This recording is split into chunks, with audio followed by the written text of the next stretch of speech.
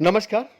विश्व news 24x7 का हार्द दर्शकों को सादर प्रणाम, जोहार सलाम। दर्शक, बेचैनी, आक्रामकता और भावनात्मक तनाव डिमेंशिया के अंतिम चरण में रोगियों और देखभाल करने वाले के लिए स्थिति को विशेष रूप से कठिन बना सकता है।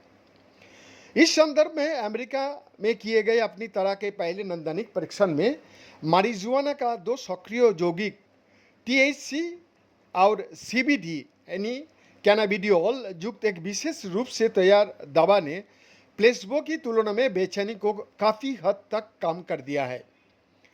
दर्शक, साउथ कैरोलिना मेडिकल यूनिवर्सिटी का डॉक्टर जैकोबो मिंचर और जॉर्जटाउन यूनिवर्सिटी का डॉक्टर ब्रिगेड रेनॉल्ड्स 14 जुलाई 2026 को लंदन में अल्जाइमर एसोसिएशन के अंतर्राष्ट्रीय सम्मेलन में मुख्य निष्कर्ष प्रस्तुत किए।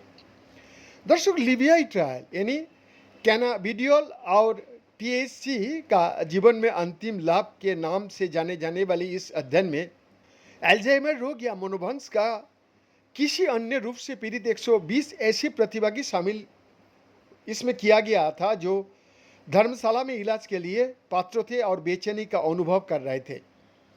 दर्शक, संयुक्त राज्य अमेरिका के 10 चिकित्सा केंद्रों ने प्रतिभागियों के घरों या अन्य निवास स्थानों पर जाकर अध्ययन किया। 12 सप्ताह के बाद उपचार प्राप्त करने वाले लगभग 90% लोगों में समग्र सुधार देखा गया। दर्शक, इन परीक्षणों की परिणाम बेहद प्रभावशाली थे और इन्होंने मनोभ्रंश से संबंधित नैदानिक परीक्षणों में पहले कभी न देखी गई प्रतिक्रिया का स्तर दिखाया, जहां ऐसे बहुत कम ही होता है कि किसी परीक्षण में लगभग 90% मरीज किसी नई दवा पर सकारात्मक प्रतिक्रिया दे। 100 प्रमुख अन्वेषक मिर्जन ने यह बात सामने लेके आई। दर्शक, डिमेंशिया के अंतिम चरण से गुजर रहे कई लोगों में बेचैनी देखी जाती है, जिससे घबराहट, आक्रामकता और भावनात्मक तनाव जैसे लक्षण उत्पन्न होता है, जो रोगियों और उनके देखभाल करने वाले पर गहरा प्रभाव डाल सकता है, ये प्रमुख शोधकर्ता रेनॉल्ड्स ने बताया। मगर वर्तमान उपचार विकल्प इस विषय में सीमित है और अक्सर इनकी गंभीर दुष्प्रभाव भी होता है, जो सुरक्षित और अधिक प्रभावी उपचार की आवश्यकता को रेखांकित करता है।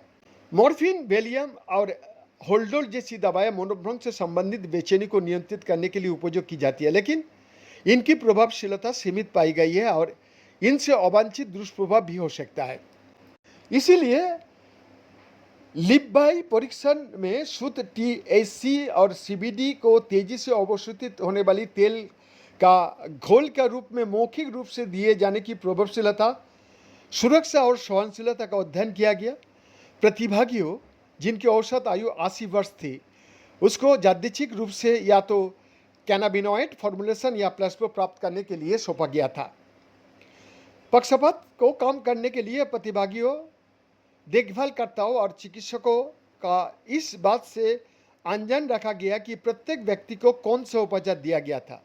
चूंकि दवा को तेजी से असर करने के लिए बनाया गया था, इसीलिए प्राथमिक तुलना 2 सप्ताह बाद किया गया, जिसके बाद 12 सप्ताह में एक और मूल्यांकन किया गया।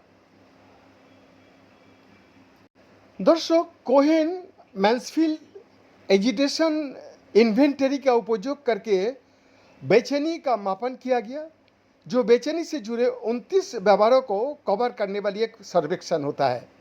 इससे शोधकर्ताओं को टीएचसी और सीबीडी प्राप्त करने वाले प्रतिभागियों और प्लेसबो प्राप्त करने वाले प्रतिभागियों के बीच की परिवर्तनों की तुलना करने में सहायता मिली। देखभाल करने वाली जिन्होंने दवा भी दी, उन्होंने प्रत्येक व्यवहार को कभी नहीं से लेकर प्रति घंटे कई बार तक के 7 बिंदु पैमाने पर मूल्यांकित किया और 2 सप्ताह के मूल्यांकन तक टीएचसी और सीबीडी समूह में औसत बेचैनी स्कोर प्लेसबो समूह की तुलना में 6.27 अंक अधिक कम हो गया था और 12 सप्ताह बाद भी ये कमी सांख्यिकीय रूप से महत्वपूर्ण बनी रही। बेन का एक्सक्लूसिव रिपोर्ट।